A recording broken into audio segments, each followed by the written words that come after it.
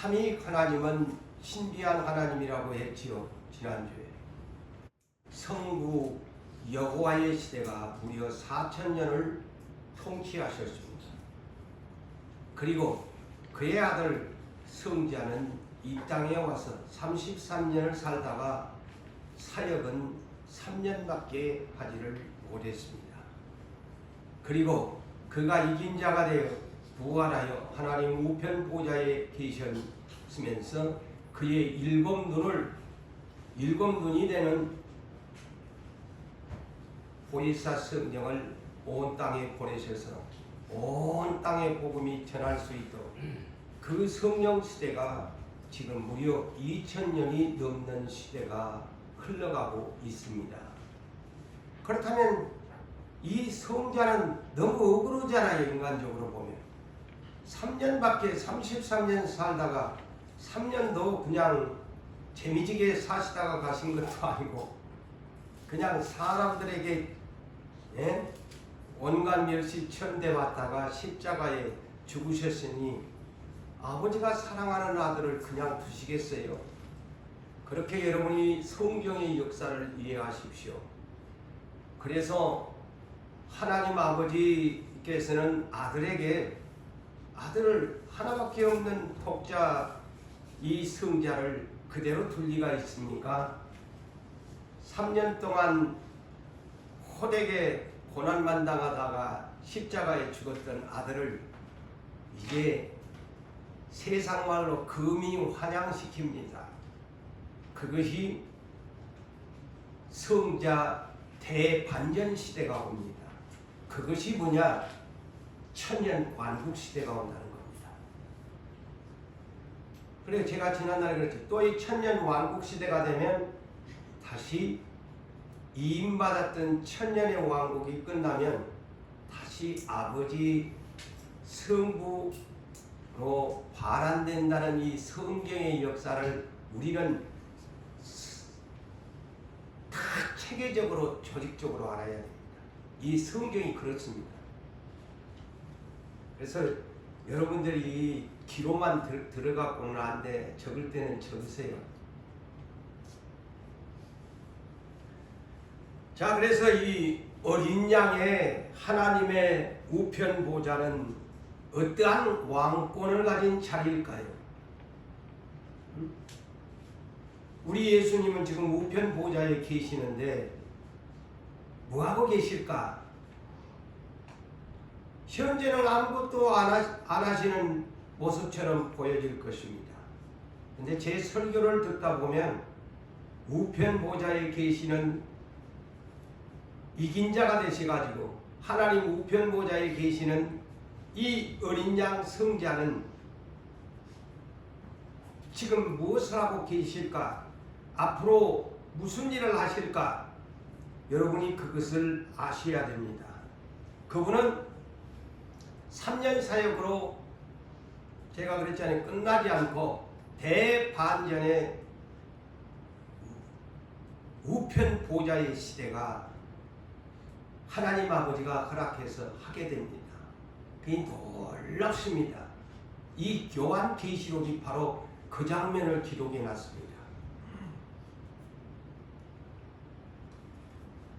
자, 예수님이 이 땅에 계실 때 3년의 사역이 끝나가는 마지막 파이널 라운드에서 그날 밤 겟세마네 동산에서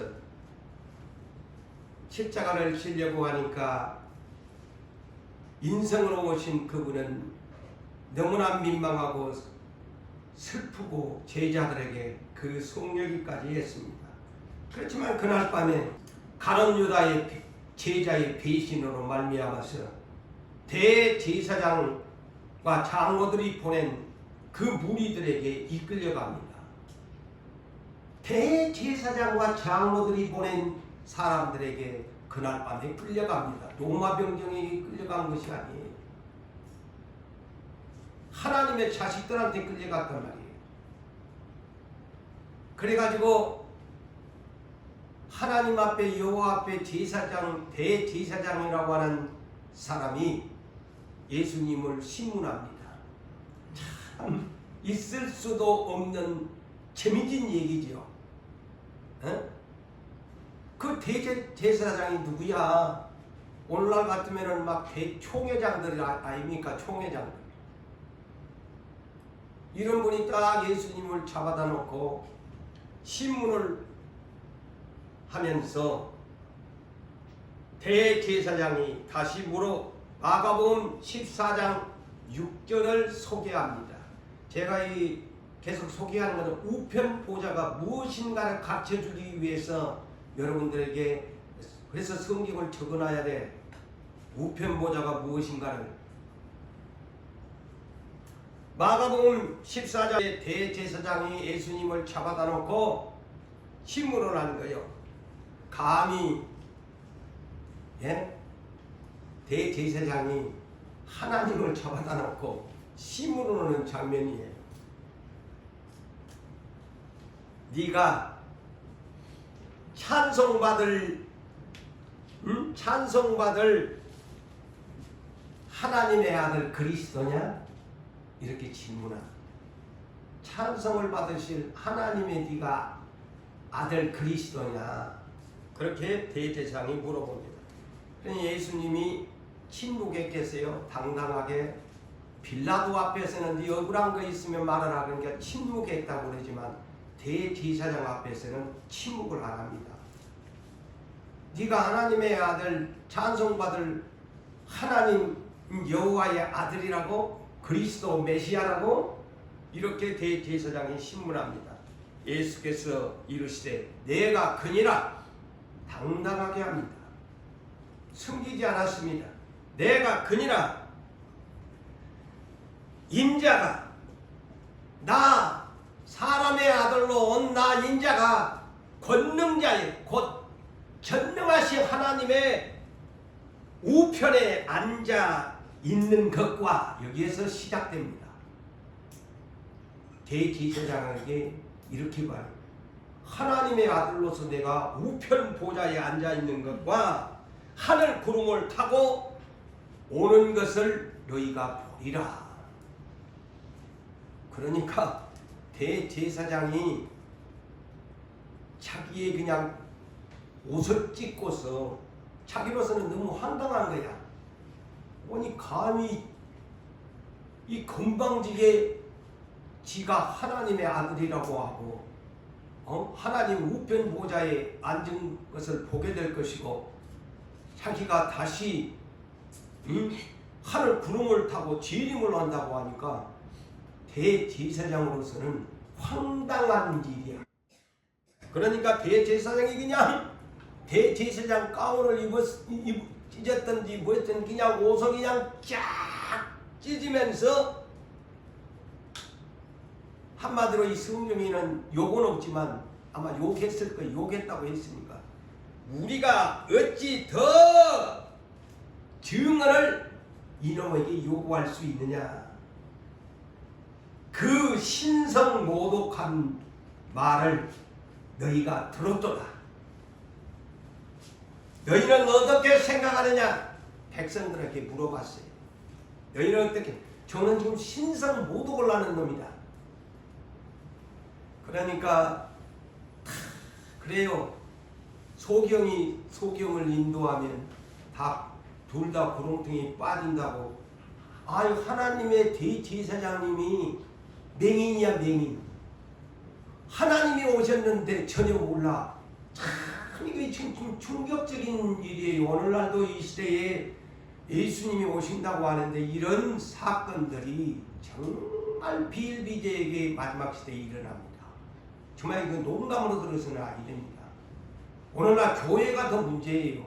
세상 사람은 하나님을 모르니까 하지만은 명색이 성경을 논하고 하나님 앞에 제사를 드리는 대제사장님이 백성들 앞에서 하나님이 아들로 오셨는데 이렇게 말을 할 수 있습니까?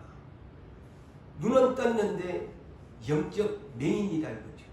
그러니까 그 영적 맹인이 그런 대제사장이 말을 하니까 백성들은 뻔하지, 허나마나 하지. 그러니까 백성들이 대제사장의 말을 듣고는 사형에 해당하는 정죄를 내리십시오.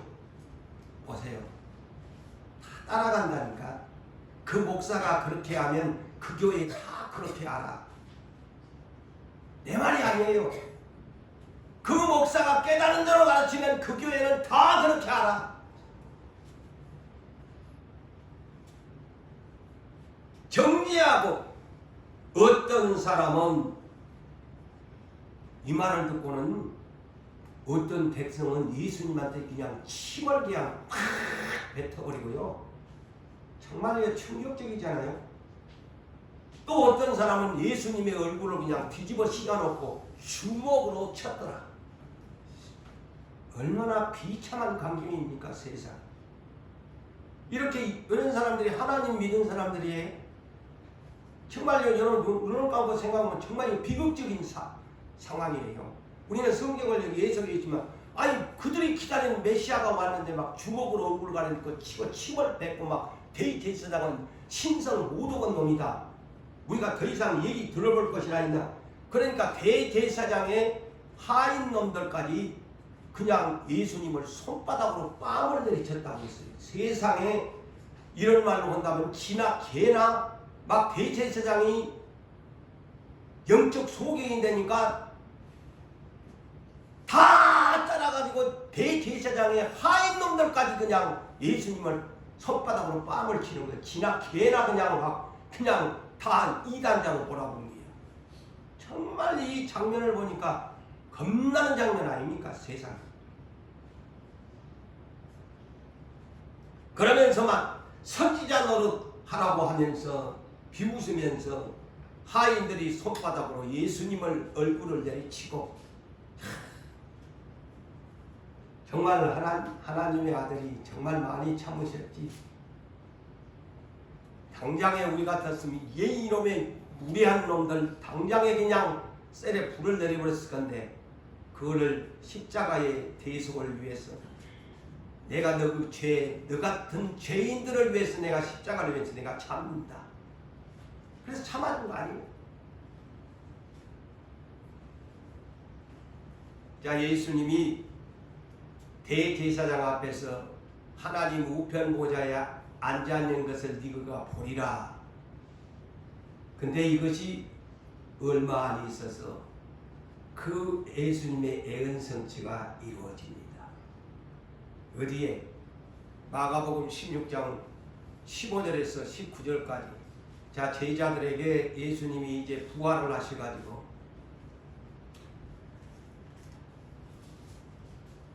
천하 만민에게 복음을 전해라.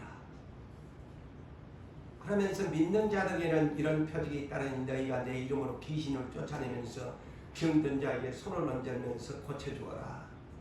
이 말씀을 하신 후에 마치신 후에 주 예수께서 하늘로 올라가사 하나님 우편에 앉으셨느니라. 부활하시고 지금 어디 계시느냐? 하나님 아버지 우편 보좌에 앉아 계신다. 성경은 그대로 예수님이 말씀한 대로 지금 우편 보좌에 계셔요. 그래서 예수 믿는 여러분들이 지금 예수님 어디 계셔? 물론 여기에 오니까 예수님이 이곳에 계신다는데 실질적으로 얘기하면요, 여기는 지금 성령님이 와 계십니다. 우리는 성경적으로 바르게 지식을 합시다. 예수님은 지금 하나님 우편 보좌에 계셔요. 2000년 전에 땅에 한 번 오셨어요. 33년.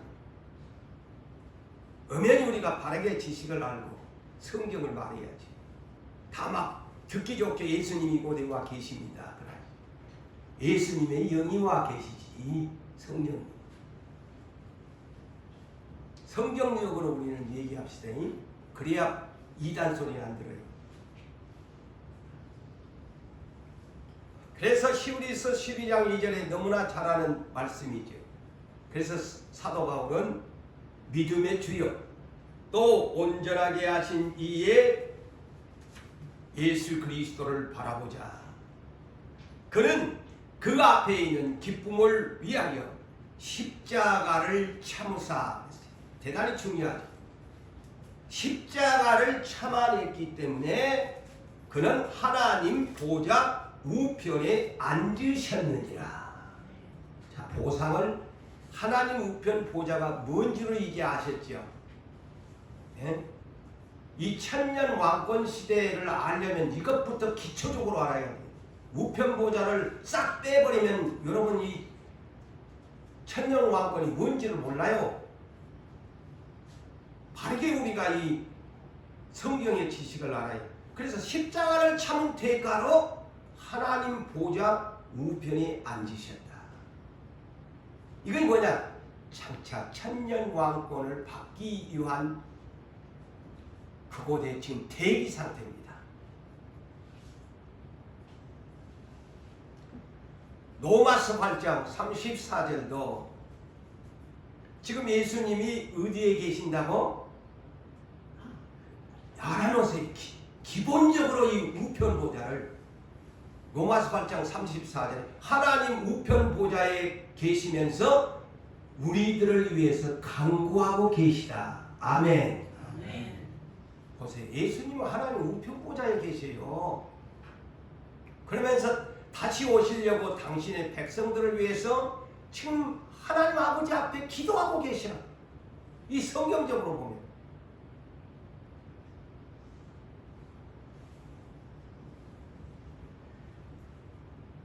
그러면 우리가 하나님 우편 보좌를 방금 해왔는데 하나님의 우편 보좌는 예수님에게 아버지가 주어진 행위의 보상, 이긴 자에게 주어지는 보상입니다. 보좌는 다른 말로 왕자입니다. 왕좌, 왕이 앉는 자리라는 말이에요. 보좌라는 말이에요. 성경, 그래서 영어 번역은 스론이라는 번역을 해놔. 스론이 뭐냐? 왕자라는 뜻이에요. 왕이 앉는 자리를 보좌라고 합니다. 그래서 천년 왕권 시대가 온다는 거예요.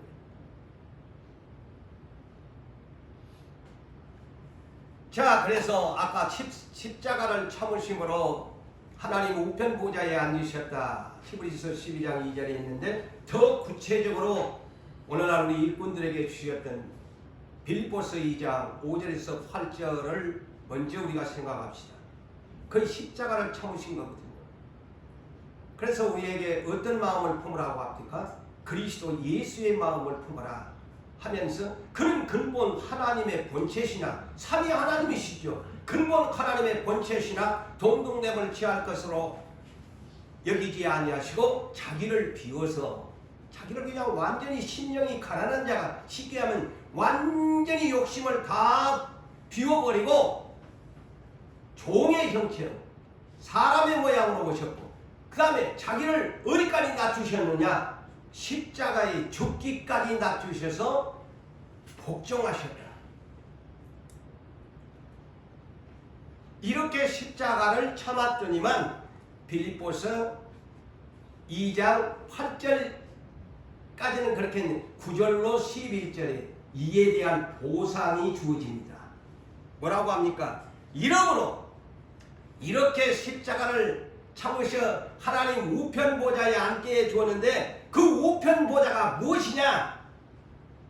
이러므로 하나님이 그를 누구? 예수를 지극히 높여 모든 이름 위에 뛰어난 이름을 주사. 그래서 예수 모르는 사람이 없습니다. 뛰어난 이름을 주사. 그 다음에 하늘에 있는 자들이나 땅 아래 저 무덤 속에 있는 자들이나 또 땅 아래 있는 모든 자들로 모든 무릎이 자 하나님 앞에 예수 앞에 꿇게 되어 있습니다. 꿇어야 됩니다. 여러분 아무한테나 무릎 안 꿇잖아요. 예수 앞에 가면 무릎 꿇어야 돼요. 이거 성경적입니까? 무릎 꿇어야 돼요. 모든 무릎을 예수의 이름에 꿇게 하시고 그 다음에 모든 입으로 예수 그리스도를 주라고 하신 주인님 이렇게 부른다 이거죠. 주라고 시인하여 하나님 아버지께 영광을 돌리게 하셨느니라. 그래서 빌보스 2장 5절에서 11절까지가 이 성경의 핵심입니다.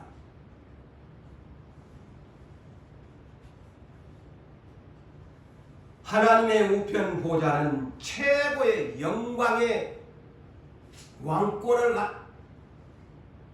맡은 자입니다. 하나님의 우편 보좌, 영어 번역은 이렇게 합니다. 하나님의 우편 보좌, the right hand, 오른손, 핸드, 오른손이죠. 그래서 the right hand 그랬어요. of the throne of God, 하나님의 우편 보좌, the right hand, the of the throne of the God, 하나님의 우편 보좌, 최고의 영광의 자리입니다. 그래서 이 왜 우편 보좌라고 했나 또 알아야지. 성경의 의미를 알아야지. 무조건 우편 보좌만 알아보고 무적인갑다 하는데, 하나님이 쓰시는 나라는 항상 하나님은 어디에 계실까? 우편에가 계시죠. 절대 좌편에 안 계십니다. 이것을 하나님의 속성을 아셔야 돼요. 하나님은 우편에 계시지 절대 좌편에. 그래서 사람들을 보면은 오른쪽은 좋은 편, 왼쪽은 나쁜 편으로 인식이 된 성경이 그렇게 가르칩니다. 그래서 시편 16편 8절에 보면 다윗이 이런 시편을 고백합니다. 내가 하나님을 항상 내 앞에 모시고 사는데 그가 나의 오른쪽에 계심으로 내가 흔들리지 아니하리로다. 항상 하나님이 내 오른편에 계신다고 다윗이 고백합니다. 그래서 우편 보좌가 의로운 자리라는 말이지요. 네? right, 우편, right hand. 그 다음에 시편 16편 11절에 다윗은 이렇게 16편을 마감합니다.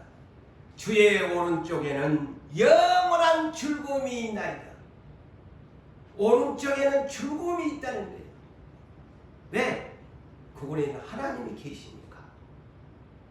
자, 그래서 신구약은 다 짝이 있다니까. 그래서 성경은 항상 짝을 찾아야 그래야지. 오늘날 이단들이 꼭 성경 한 구절 갖고 이상하게 깨 맞춰가지고 하거든요. 그걸 아셔야 돼요. 저 하나님의 교회가 왜 그런지로 아세요? 가나디아서 4장 26절인가 24절인가 그거를 갖고 하나님 교회를 만들었다니까. 나중에 내가 설교해 줄게요. 한 구절 갖고 그렇게 어머니 교회라고 하고.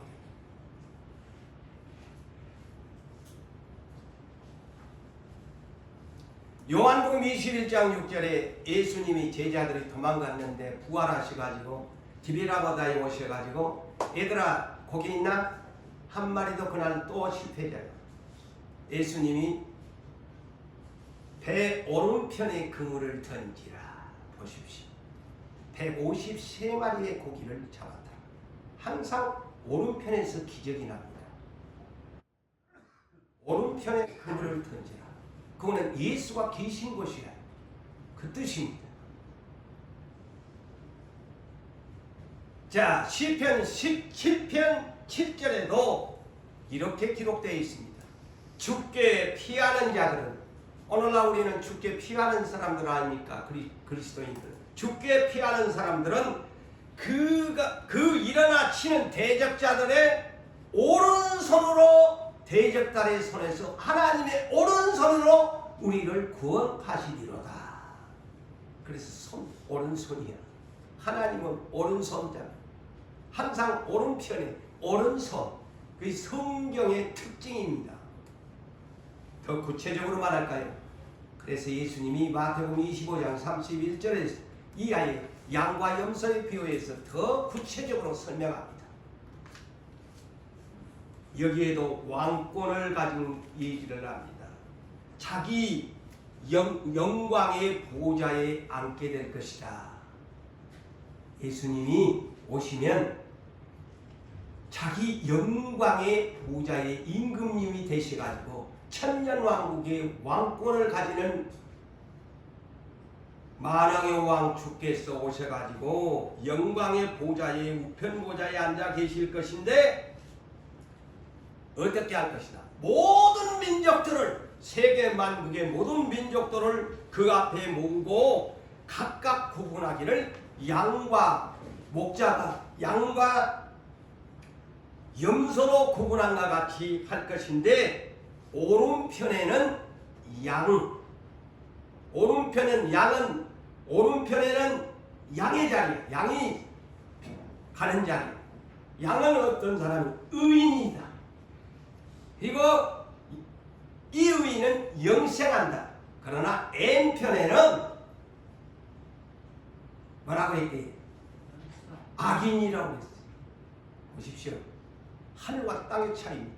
N편에 쓰는 건 그들은 염소인데 뿔난 염소인데 저놈들은 악인이다. 그런데 저들은 오른편에는 영생인데 반대로 여기는 영벌을 받게 될 거예요. 영원히 벌을 받는 유황불에 들어가게 됩니다. 그래서 왼편과 오른편은요, 극과 극의 관계예요. 그래서 하나님은 언제나 오른편에 계시오. 오른손으로 일을 하시오. 그게 뭐냐면 영적으로 말하면 항상 오른편은 정의와 공의의 하나님, 점과 금이 없는 그런 하나님, 거룩하신 하나님. 자, 마태복음 그래서 25장 41절을 보면, 자, 예수님이 우편 보좌의 왕권을 가지고 보좌에 앉아가지고 심판을 하시는데, 왼편에 있는 염소로 분류된 사람, 남 도와주지도 않고 지만 막 세상 말로 품고 지만 잘 살겠다고 하는 너 왼편에서 네 염소야. 염소는 뭔 줄 알지? 악인이야. 근데 염소 네가 갈 곳은 어딘 줄 아니? 영고를 받아야 되는데, 자, 이렇게 말씀을 했습니다. 왼편에 있는 자들에게는 저주를 받은 자들아. 어이구, 말이 그냥 너무나 달라보네. 저주를 받은 자들아, 나를 떠나 마귀를 추종하는 타락한 천사들을 하나님이 미리 지옥을 만들어 놨는데, 마귀놈 잡아주려고 마귀 따라가는 그 타락한 천사들 잡아주려고 지옥을 만들어 놨는데, 그 마귀와 사자들을 위해서 예비된 그 지옥불에 너도 들어가라. 끔찍한 말씀이지 않아요. 예? 마귀와 타락한 천사들이 들어갈, 루시퍼의 일행들이 들어갈 그 지옥불에다가 왼편에 있는 염소들도 다 함께 잡아야 된다는 거예요. 함께 잡아야 된다.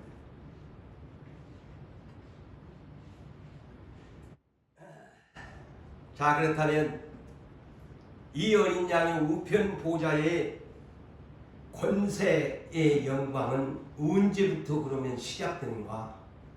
우편 보좌에 지금 계시다고 했는데, 자, 이것부터 진짜 중요하고 귀를 쫑긋하고 들으세요. 자, 우편 보좌에 계시는 예수님은 오늘 또 로마서 8장 34절에 우리를 위하여 성도를 위하여 간구하고 계신다고 했는데, 그렇게 우편 보좌의 이 왕권을 가진 예수님이 언제부터 이 본격적인 사역이 시작되느냐?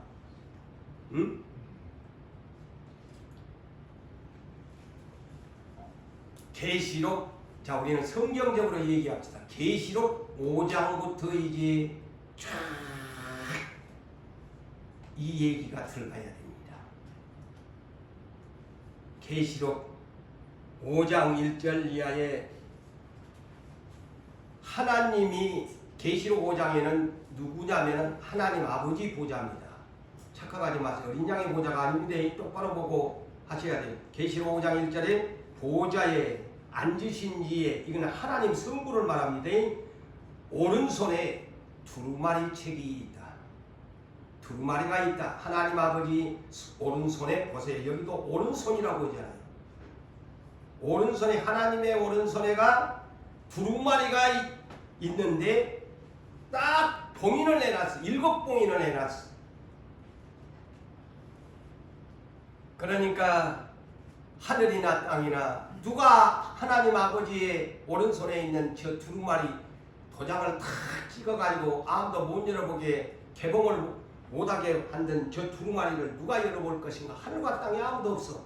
그러는데 사도 요한에게 답을 줍니다. 유다 지파의 사자 다윗의 뿌리 이겼으니, 보십시오. 이겼으니. 자, 이것을 놓치시면 안 돼요. 천국 오늘날 천국 그저 간대. 여기 하나님의 아들도 조건부가요 이겼으니 그럽니다. 예? 이겼으니 그 두루마리와 그 일곱을 떼시리라. 어린 양만이 십자가로 이겼으니 자격이 된다. 어린 양 이외에는 모세도 뗄 수도 없고 엘리야도 뗄 수도 없고 어느 누구도 이 땅에 유명한 목사가 수많은 목회자들이 이 땅에 있어서 부흥을 시켜놨습니다. 십자가를 이기시고 우편 보좌에 계신 그분밖에 없습니다. 그러니까 하나님 보좌 옆에 내생물, 스락천사, 날개가 6개 달린 내 생물들과 24 장로들이 사이에 딱 보니까 누가 있냐? 한 어린 양이 서 있는데 일찍이 죽임을 당한 것 같더라. 이기신 분이 한 어린 양이라. 여기서부터 어린 양이 등장합니다. 예수라고 안 해요. 어린 양으로 바꿔집니다. 계명이. 그에게 어린 양을 가만히 보니까 7뿔이 있더라. 제가 그래서 계시록 5장 12절에 답을 주었죠. 7뿔이 뭔가? 예? 첫째 능력과, 두째 부와, 셋째 지혜와, 넷째 힘이고, 다섯째 존귀고, 여섯째 영광이고, 일곱째 찬성을 받으신 분. 그래서 이분을 일컬어 7뿔이 달린 어린 양이시다. 그 영광이죠. 그리고 그에게는 7이 눈이 있다. 그 7이 눈이 뭘까? 그에게 7의 눈이 있으니 이 눈들은 온 땅에 보내심을 받은 하나님의 영, 곧 성령이라는 말이에요. 그래서 예수 그리스도는 곧 성령이세요. 오늘날 그래서 지금 교회 시대는 제가 그랬죠. 성령의 시대. 예수의 영이 와서 참 각자에 와서 이마에 있는 거예요. 예수님은 우편 보좌에 계시고. 그래서 보혜사라고 했잖아요.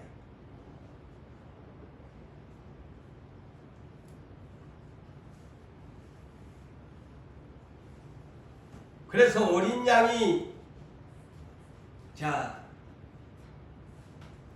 어린 양이 지금 계시록 5장을 지금 내가 얘기합니다. 어린 양이 그 말씀을 듣고 나서 나와서 보좌에 앉으신 이의 오른손에서, 보세요, 또다시 오른손에서 두루마리 7봉인을 예수님이 딱 아버지 손에서 저한테 주십시오. 탁 취하십니다. 그 두루마리 책을 예수님이, 어린 양이 아버지 손에서 내가 이제 앞으로 떼겠습니다. 그 두루마리를 어린 양이 취하심에 천상에서 축하 파티가 열리는 겁니다. 이 내 생물과 24장로들이 어린 양 앞에 엎드려서 각각 금은고를 켜고 향이 가득한 금대접을 가졌으니 이 향은 성도들의 기도들이라. 설악천사와 24장로들이 어린 양이 이제 아버지 손에서 탁 7 임봉된 것을 탁 취하시니까 천상에서 축하가 된 거예요. 경배오잖아요. 24장로까지 어린 양 앞에 이제 보좌 앞에 엎드리잖아요. 그러면서 내 생물과 24장로들이 새 노래를 불렀다. 그러면서 두루마리를 가지시고 그 떼시기의 새 노래의 내용이 뭐냐? 떼시기에 합당하도다 하면서 주님을 어린 양에게 찬송 새 노래를 불러드렸다. 그래서 찬송을 받으시기에 합당하다 이거죠. 그러면서 일찍이 죽임을 당하사 각 족속과 방언과 백성과 나라 가운데 사람들을 피로 사서 어린 양은 하나님께 드리셨다. 그래서 최고의 온 당신의 백성들을 예수님이 친히 십자가의 보혈로서 피의 값으로 사서 아버지 하나님께 드리시고 그들로 우리 하나님 앞에서 잘 보세요. 계시록에가 다 답이 있어요. 5장에가 나라와 제사장들을 삼으셔서 그들이 땅에서 왕노릇하리로다. 예수님 예수님 덕분에 은혜로 왕노릇으로 하게 된다. 나라와 제사장 노릇을 하게 될 것이다. 그래서 이 우편보좌는 어린 양은 얼마나 보잘것없. 그래서 예수님이 이 땅에 어린 양으로 오셨잖아요. 그래서 6월절 어린 양, 성찬식을 할 때마다 6월절 어린 양 떡을 떼고 피를 마신다는 거 아니에요. 그렇게 힘없게 오신 거예요. 그런데 이 어린 양이 부활을 하니까 우편보좌가 7뿔이 달리고 7 눈을 달아주잖아. 하나님. 그래 늑치 못할 일이 없는 거야. 예수님 어린 양. 그런데 이제 이 어린 양이 아버지가 비밀로 계획을 다 세워놨는데 아버지의 그 비밀스러운 계획 프로그램을 어린 양이 손에 싹 취해가지고 이제 어린 양이 주도를 합니다. 아버지는 가만히 아들한테 맡겨놓고 있어요. 이제 아들한테 임을 하는 거야. 이 임봉을 하는 순간부터 이제 어린 양에게 맡겨주는 거야. 자, 그래서 이제 임봉을 떼시면서 주권은 우편보좌에 계시는 예수님에게 넘어왔습니다. 하나님 아버지의 주권. 그래서 첫째 인을 뗍니다. 제가 이미 했죠. 설교 다 했죠. 첫째 인을 떼니 그 다음에 여섯째 인까지 뗍니다. 그것은 지금 현재 어린 양이 지금 이 땅에는 안 왔지요. 근데 그런 일들이 지금 어린 양이 임봉을 떼는 순간부터 개봉하는 순간부터 계시록이 열어지고 계시록의 재앙들이 화들이 나타납니다. 계시록 7장까지가 제가 설교를 했죠. 예수님의 7 임봉 중 6째 임봉까지가 계시록 7장까지입니다. 자, 그런데 마지막이 언제나 이 계시록의 특징이 뭐냐면 마지막에 하나 남은 것이 대단히 무섭습니다. 자, 7째 인이 무려요. 7째 인이 이제 계시록 8장부터 제가 8월달부터 이제 들어갑니다만 7째 인 계시록 8장 1절에 7째 인을 떼시니라고 그렇게 기록되어 있어요. 그런데 7째 그 비밀이 담겨진 개봉 봉인된 것을 일곱째 인을 떼는 순간부터 어마무시한 화들이 옵니다. 그 일곱 천사가 나팔을 부는 재앙이 차례대로 첫째 천사가 나팔을 부니 이런 재앙들이 오고 두째 천사가 이러면서 차례대로 천사가 나팔을 부니 일곱째 인을 떼는 순간부터 무서운 세상이 옵니다. 그런데 한 가지 우리가 알아야 될 것이 다 재앙으로만 알았는데 제가 계시록을 분석해 보는 결과 재앙 중에서도 혹독한 화라는 빅3 화가 있어요. 빅3 화 적어놓으세요. 빅3 화가 있어요. 이게 언제부터 시작되느냐? 일곱째 인을 떼면서부터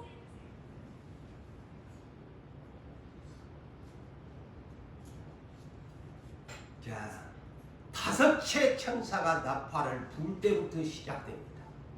거의 빅1 화입니다.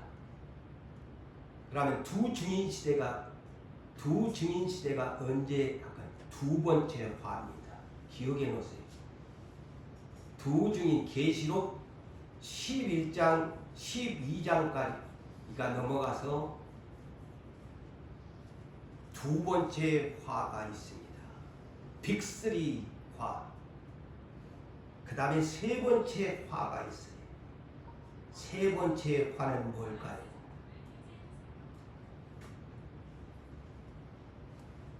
일곱째 나팔 또 여기도 또 끝숫자에 기억해 놓으세요.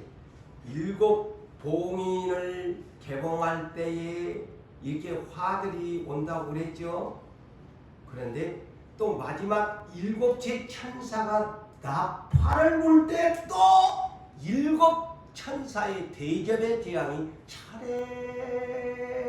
차례대로 나열됩니다. 어마어마 그것이 셋째 화입니다. 네. 다 끄트머리에 파이는 빈신 아이네가 있어요. 일곱째 인복을 뗄 때에 화가 시작되고 그래서 일곱 천사가 차례로 나팔을 불면서 막 화들이 오는데 마지막 일곱째 천사가 또 나팔을 불 때에 셋째 화가 시작돼요. 그 셋째 화가 어마무시한 화지요. 나 계시록을 보면 그래서 지난날에 그때 성님 계시록이 풀어지면 무섭다. 그래서 계시록 11장 15절로부터 적어놓으세요. 계시록 11장 15절로부터 셋째 화가 속히 이거이 뭐냐면 두째 증인 시대가 끝난 후입니다. 제가 그래서 좀 기억해 놓으라고 지금 적어 놓으라고 했잖아요. 계시록 11장 15절 이하에 셋째 화가 속히 이르게 된다.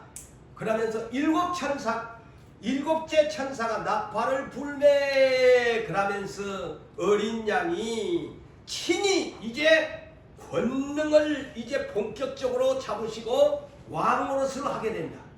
이제 셋째 화부터 예수님의 강한 것이 이 땅에 드러납니다.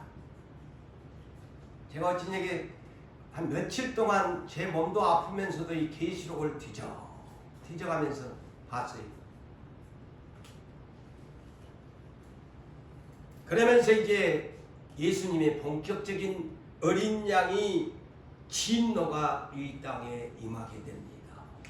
셋째 화부터 이제 어린 양이 본격적으로 정권을 잡으시고 이제 드러나는 일들을 하신다는 거예요. 계시록 11장 15절로 셋째 화가 속히 이룰 것이다. 일곱째 천사가 나팔을 불게 되면 이게 일곱 대접의 그러면서 온 땅에 멸망하는 나라를 세상에 땅을 망하게 하는 자들을 멸망시키게 될 것이고 그렇지만 그 가운데 하나님을 끝까지 믿는 자들에게는 상을 주시게 될 것이다. 어린 양 그렇게 적어놨어요. 그래서 여러분 또 한 가지 알아야 될 것이 계시록 11장과 12장을 거의 두채 화의 시대인데요. 화의 시대거든요. 빅3 화의 두 번째가 계시록 11장부터 계시록 12장까지입니다. 그런데 교회 환난 시대가 옵니다. 계시록 11장에서 12장 교회 환난 시대가 와요. 광야로 도피성을 찾아가야 하는 교회가 도망가야 합니다. 네, 마귀 놈이 그때부터 최후 반격을 시작합니다. 왜? 계시록 12장에 나와 있어요. 마귀 놈이 자기의 때가 얼마 남지 않은 줄을 알고 최후 발악을 한다고 나와 있어요. 예, 무섭습니다. 그래서 가장 누구를 하느냐? 교회를 엄청나게 마귀 사탄이 박해를 합니다. 그래서 광야 교회 도망가는 시대가 옵니다. 그래서 짐승의 시대에 다 우리 교회 얘기 다 했잖아요. 내가 지금 이 자리에서 언급하기는 그렇습니다만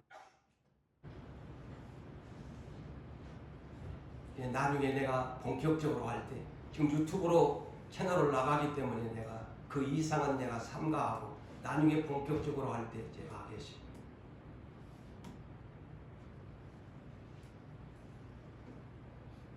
그래서 계시록 또한 12장 후반부부터 계시록 19장까지가 이제 마귀놈의 짱 강포가 시작됩니다. 그 화지요, 세체 화지요. 어마무시한 세체 화지. 짐승의 시대지.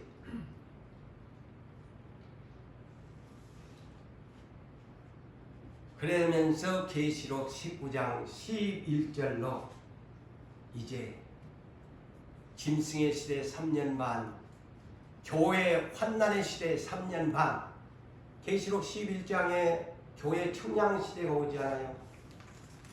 그래서 그게 그냥 교회가 이제 정신 차려야 될 시대가 오는 거예요. 두 증인 시대가 바로 그겁니다. 누구 회개해야 되고 짐승 시대 온데 누구. 그래서 이제 광야 계시록 12장으로 막 마귀놈이 죽이려고 하니까 도망가야 될 거 아니요? 살아야 될 거 아니요? 도피해야 될 거 아니요?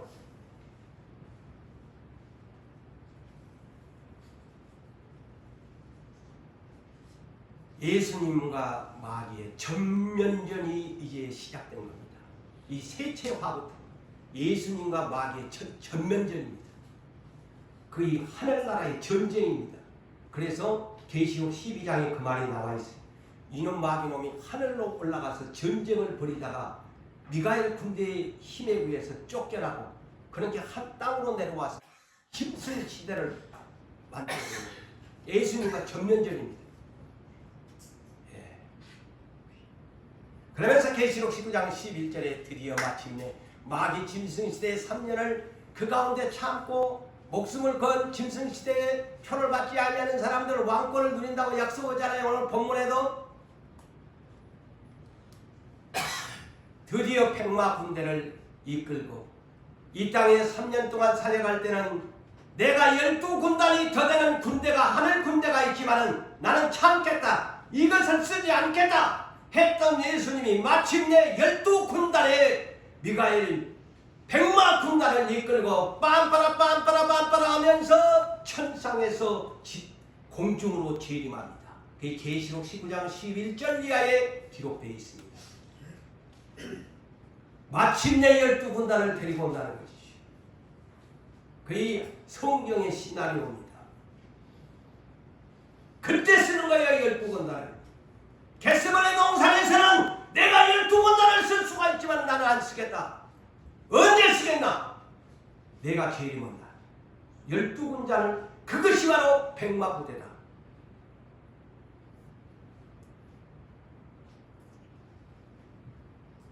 예수님의 입에서는 그때 되면 막 좌우에 날선 검이 나와서 명령할 때마다 막 온 사람을 다 쳐 죽인다고 그랬어요. 그러면서 어디로 이어집니까? 계시록 20장 오늘 본문 1절에서 마귀놈을 싹 묶어가지고 그때 묶어가지고 무저갱이 속에다가 1000년 동안 넣어놓고 결박을 시켜놓고 이제는 나도 우편 모자의 왕권을 가지고 1000년 동안 왕노릇을 할 것이다. 누가 나와 더불어 분봉왕들이 될 것이냐? 그겁니다. 계시록 20장.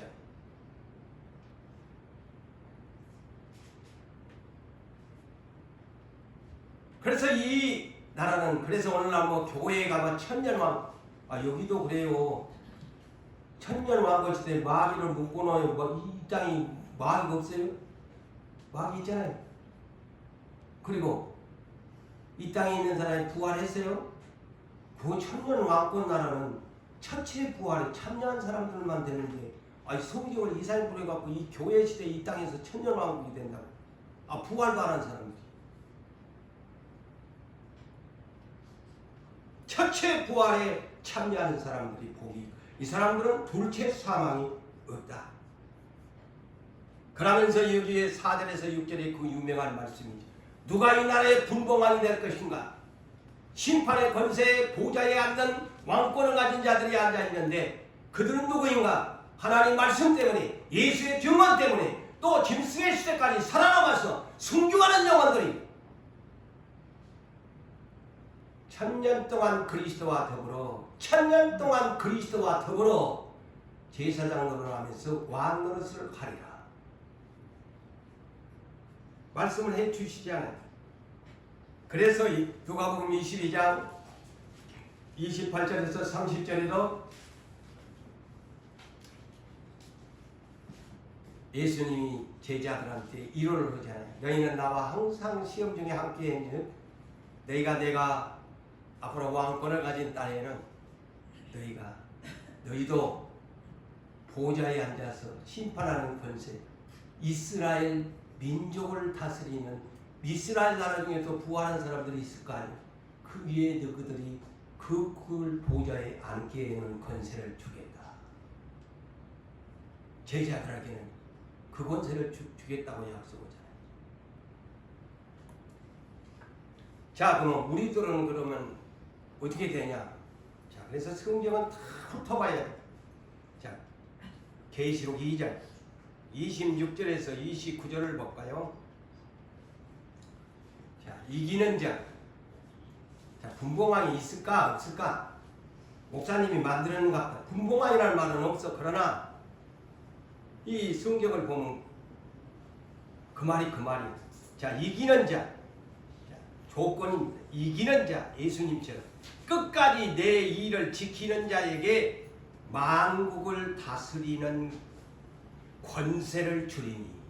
자, 만국을 다스리는 권세를 주리니. 만국을 다스리는 권세를 주신다고 했잖아요. 예? 세계 만국에서 부활한 사람들 중에서 이 분봉왕들이 뽑힌다니까요. 만국을 다스리는 권세를 주겠다. 그러면서 그에게 새벽별을 주리라. 새벽별은 하나님 나라의 스타들입니다.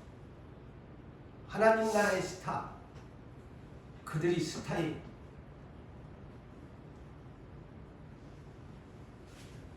그래서 계시록 3장 21절에도 이기는 그에게 내 보좌에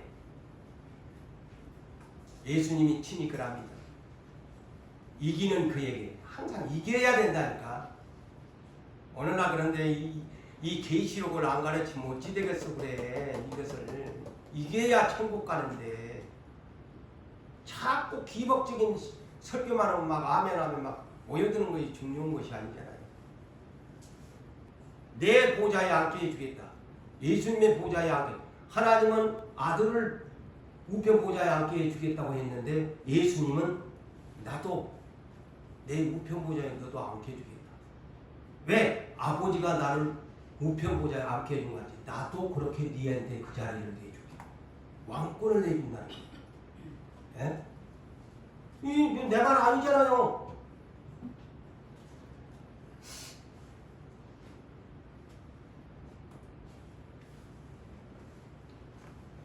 그런데 우리가 계시록 2장 23절을 한번 계시록 2장 23절. 자, 여기에 뭐라고 나옵니까? 모든 교회가, 이 계시록은 교회가 들어야 할 소리예요. 하나님의 백성, 모든 교회라고 합니다. 세상 사람이 하는 메시지가 아닙니다. 계시록. 모든 교회가 사람의 뜻과 마음을 살피는 줄 알라. 그러면서 뭐라고? 하나님 각 사람의 행위대로 갚아주리라. 분명히 해놨어요, 안 해놨어요? 모든 교회가 이걸로 알아야지. 예수 이름만 초보자들에게는 그렇게 전하지만 이제는 교회 좀 이제 10년, 20년 되면 어린아이 초보 신앙 갖고 여러분 천국 간다고 했다가 큰일 나요.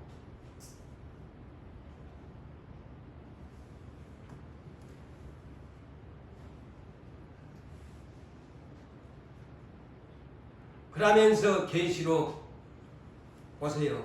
20장 1절로 6절에 오늘 본문을 보셨지만은 거의 천년 왕국의 나라에 첫째 부활에 참여한 사람들. 그 사람들은 두 번 죽지 않는다. 둘째 사망이 없다. 응? 왕노는 한다. 그런데 계시록 20장 넘어서 7절에서 15절에는 뭘까요? 천년 왕권이 끝나는 후를 기록하고 있습니다. 분명한 천년 왕권이 끝나는 후를 7절로부터 15절까지. 그때 또 예수님이 이 권한을 가지고 계십니다. 이 요한복음 5장 29절에 제가 항상 이거 짧은 한 구절이지만 부활에 대한 문제를 풀어주는 키라고. 심판의 부활이 생명의 부활이다. 선한 자는 생명의 부활로, 악한 자는 심판의 부활로. 요한복음 5장 29절이 그렇게 되어 있어요. 그런데 부활이 두 가지입니다. 예? 생명의 부활이 있고 그 첫째 부활이에요. 그러면 심판의 부활은 뭘까? 계시록에는 둘째 부활이라는 말은 없어. 그런데 둘째 사망이라고 기록되어 있습니다. 요런이 그거나 똑같은 말이야. 그래서 천년 왕권이 끝나고 나서 예수님이 계시록 20장 11절에서 15절 백보자의 심판까지가 예수님의 마지막의 권한입니다. 참 하얀 보좌에 예수님이 앉아가 생명책과 행위록을 쫙 펼쳐놓고 네 생명책에 이름이 없구만. 저는 저 A쪽으로 가. 응? 그리고 행위록을 본대로 참 해가지고 둘째 사망의 유황의 불물로 던져 놓으리라. 그것이 이 계시록 20장 11절에서 15절까지가 백보자의 심판인데, 이 백보자의 심판이 뭐냐? 마지막 예수님이 우편보좌의 왕권을 가지신 분이 이제 마귀놈으로부터 시작해가지고 마귀놈부터 계시록 20장 10절을 한번 볼까요? 계시록 20장 10절 한번 띄워주세요. 뭐라고 써놨는가? 그 천년 왕권이 끝난 후에요, 마귀놈도 짐승놈도 거짓 선지자들 놈놈도 다 함께 그 골에다가 쳐넣어야 예수님이 사역이 끝나지. 맞아요, 안 맞아요? 제가 이거 계시록을 다 이렇게 집에다 지금 정리를 다 했어요. 마지막 그것까지 예수님이 하셔야 돼. 에? 마지막 그것까지 해야 돼.